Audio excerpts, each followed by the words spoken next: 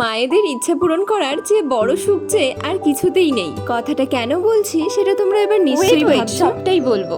আমি যখনই কাজে বের হই আমার মা আমাকে ঠিক ছাড়তে আসে, এটাই আমার কাছে একটা বড় পাওনা। যাই হোক, আজকের ওয়েদারটা কিন্তু বেশ দারুণ ছিল। এরকমটা ফোনেই দেখতে লাগছিল। সত্যি বলতে একটা ভ্যাপসা গরম ছিল, যেটা খুবই অসহ্যকর। 7 সমুদ্র 13 নদী পেরিয়ে আমি এখন যাচ্ছি গড়িয়া। তোমরা আবার ভেবো না আমি সত্যি সত্যি 7 সমুদ্র পার করছি। তবে বাসে বসে বসে এই গাছপালা দেখতে আমার তো ভীষণই ভালো লাগে। বাড়ি থেকে বেরিয়েছি 10টার সময় আর ক্লায়েন্টের বাড়ি পৌঁছেছি 3টের সময়। আসলে টাইমটাই এরকমই দেওয়া ছিল। এই দুজন আন্টি আজ আমার কাছে সাজবে। তাদের ইচ্ছা পূরণ করার দায়িত্ব পেয়ে আমি তো খুবই খুশি। সব থেকে এটা ভেবে ভালো লাগছে এই দুই আন্টি যুগের সাথে তাল মিলিয়ে চলছে। তারা যখন আমাদের বয়সী ছিল তাদের সময় তখন এরকম মেকআপের প্রচলন ছিল না তো কি হয়েছে, সেই ইচ্ছাটা আন্টিরা এখন পূরণ করছে। আমি তো তাদের আমার পছন্দ মতো দুটো লুক করে দিয়েছি। এবার তোমরা দেখে জানিও লুকটা তোমাদের কেমন লাগলো। মেকআপ কমপ্লিট করে গড়িয়া স্টেশন আসতে আসতে আমার 9টা 9 ট্রেনটা